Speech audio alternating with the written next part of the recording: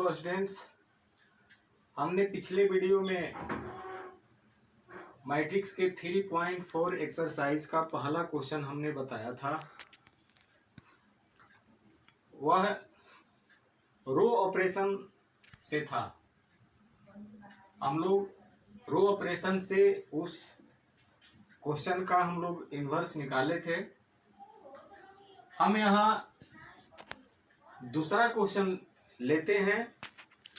यदि पहला क्वेश्चन समझ में ना आया हो, इसीलिए हम दूसरा क्वेश्चन रो ऑपरेशन से और कॉलम ऑपरेशंस दोनों ऑपरेशन से यहाँ बना रहे हैं, आप देखेंगे। तो दूसरा क्वेश्चन को हमने लेट मान लिया। लेट ए इक्वल, फर्स्ट रो में है 2 1 1 1। यहाँ हम लोग रो ऑपरेशन से उसका इन्वर्स निकालेंगे। फिर दूसरा है कॉलम ऑपरेशन से इसका इन्वर्स। आपको सिर्फ या तो रो ऑपरेशन से या फिर कॉलम ऑपरेशन से ही उस मैट्रिक्स का इन्वर्स निकालना होगा। तो use row operations. We have A equal I A, जैसा कि हम लोग जानते हैं we have A equal I A. अब ए का जो मान है यहाँ पुट कर लेंगे। आई, ये ए जो है 2 कोटि का है, 2 ऑर्डर का है स्क्वायर मैट्रिक्स, तो आई भी 2 कोटि का ही स्क्वायर मैट्रिक्स होगा। ए ज्यों करते हो। अब रूल के अनुसार ये जो मैट्रिक्स है हमें इसे यूनिट मैट्रिक्स में ट्रांसफॉर्म करना होगा। जो ऑपरेशन इसके साथ किया जाएगा वही ऑपरेशन आई के साथ भी किया जाएगा। हम लोग रो ऑपरेशन लेकर चले हैं, तो ये फर्स्ट रो हो गया, ये सेकेंड रो हो गया। हमें यहाँ 1 लाना है, यहाँ 0 लाना है, यहाँ 1 है और यहाँ 0। कैसे आएगा? तो हम लोग रो ऑपरेशन लिए हैं, तो फर्स्ट रो है और सेकेंड रो है, तो फर्स्ट रो का करस्पॉन्डिंग एलिमेंट्स और सेकेंड एलिमेंट्स के करस्पॉन्डिंग एलिमेंट्स का ही हम लोग सहारा लेंगे। यहाँ 1 लाना है, ये फर्स्ट रो है, ये सेकेंड रो है, यहाँ 2 है और यहाँ 1 है। कैसे आएगा? क्लियर है कि 2 में से 1 घटाएंगे तो यहाँ 1 आएगा। रखना कहाँ है? इसकी जगह पर। यह स्थान R1 का है, इसलिए हम लोग R1 पर रखेंगे।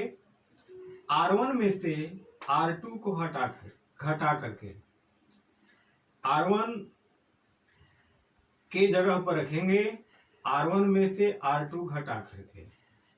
अब देखेंगे, अब 2 में से 1 घटेगा तो 1 बचेगा, 1 में से 1 घटेगा तो 0 बचेगा।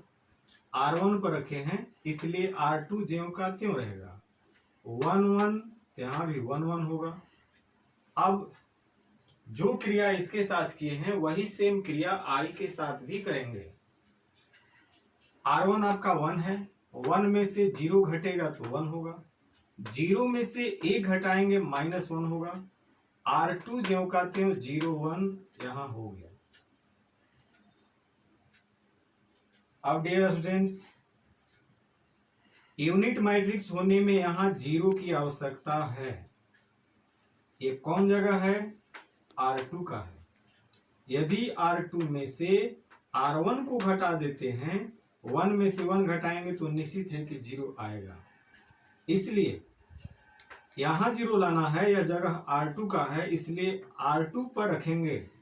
R2 में से R1 घटा करके, तो R2 पर रखे हैं तो R1 का एलिमेंट्स ज्यों का त्यों होगा। 1 0 है, 1 0 हो गया। अब इसमें से इसको घटाए हैं तो 1 में से 1 घटेगा 0, 1 में से 0 घटेगा 1। ठीक वही क्रिया इसके साथ भी करेंगे। R1 ज्यों का त्यों रहेगा, 1 1 ज्यों का त्यों रहेगा, क्योंकि R2 पर ही हमको रखना है। इसलिए R1 ज्यों का त्यों रहेगा। अब R2 में से R1 घटाएंगे, इसमें से इसको घटाएंगे तो 0 में से 1 घटेगा तो -1 होगा। अब 1 में से -1 घटाएंगे, 1 में से -1 घटाएंगे 1 माइनस 1 मतलब हो गया 1 + 2 1 = 2। तो यहाँ 2 आ गया। अब क्लियर है कि यह आइडेंटिटी मैट्रिक्स है। इसके जगह पर आई लिखेंगे।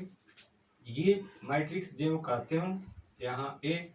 अब इस ए को इधर लाएंगे बराबर से पहले, तो ए इनवर्स आई बराबर इतना हो गया।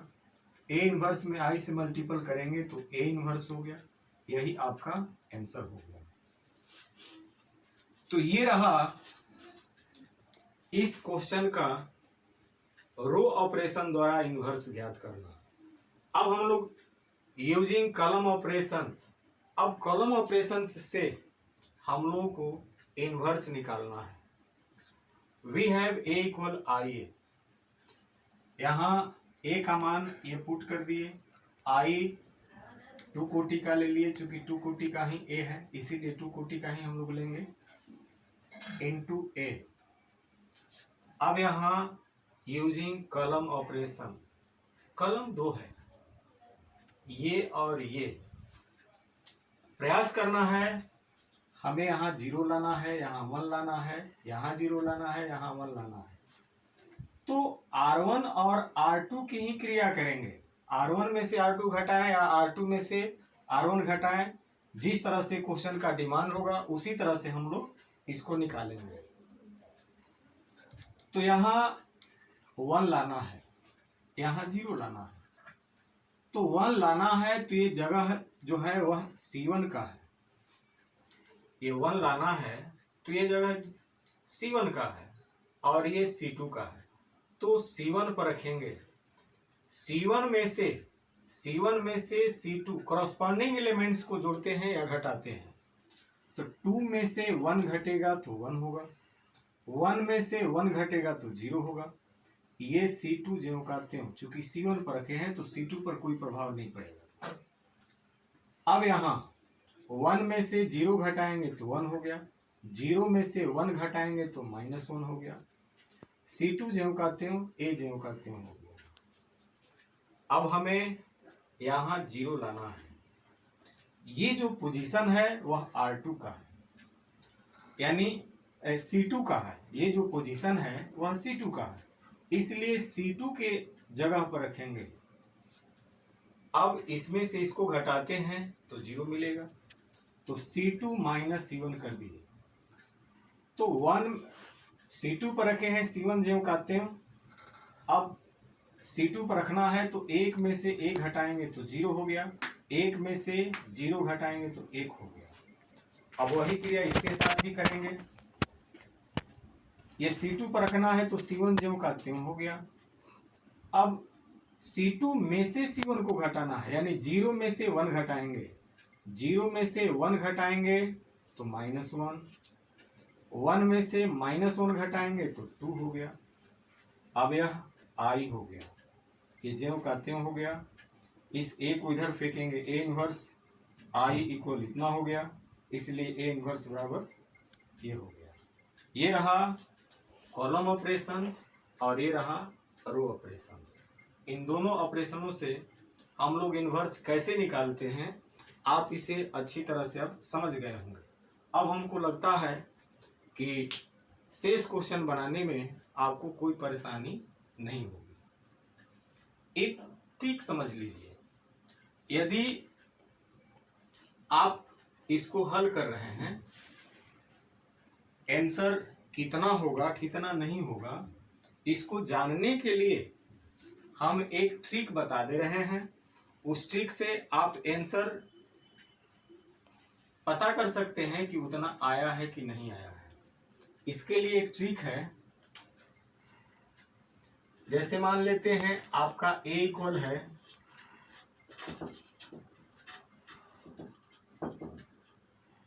2 1 1 1। आप डायरेक्ट ए इनवर्स लिख दीजिए। सबसे पहले मेन डायगोनल का कंपोनेंट चेंज कर दीजिए।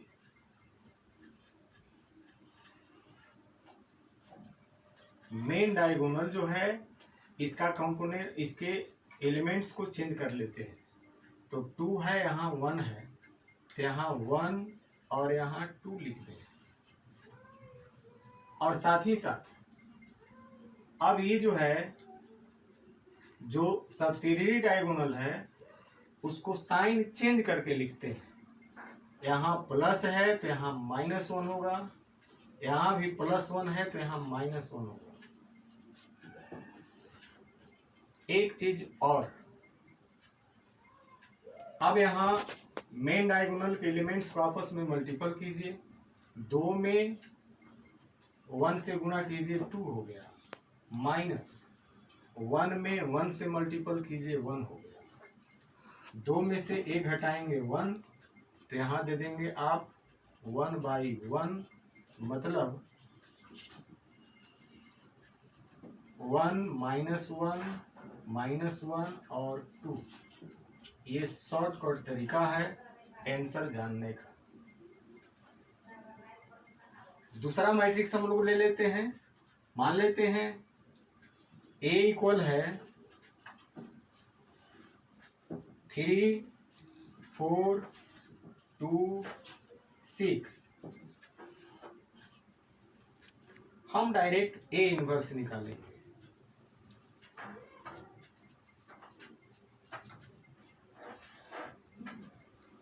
मेन डायगोनल का एलिमेंट्स चेंज करेंगे, यहाँ 6 लिखेंगे, यहाँ 3 लिखेंगे।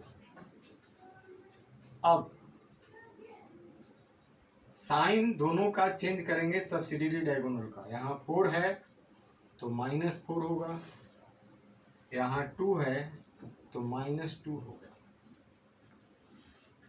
अब एक चीज और ध्यान रखना है, ये गुणा कर लेंगे मेन डायगोनल के एलिमेंट्स को। 36 18 -4 दूने 8, ये हो गया 10। तो यहाँ 1/10 लिख देंगे। अब 1/10 का मल्टीपल सबके साथ कर लेंगे, ये हो गया, इसका इसके साथ करेंगे तो 3/5 माइनस इसका होगा 2/5 माइनस 1/5, आई हो गया 3/10। इस तरह से हम लोग आंसर चेक कर लेंगे कि दिया गया अवयव का आंसर इतना आ रहा है कि नहीं आ रहा है।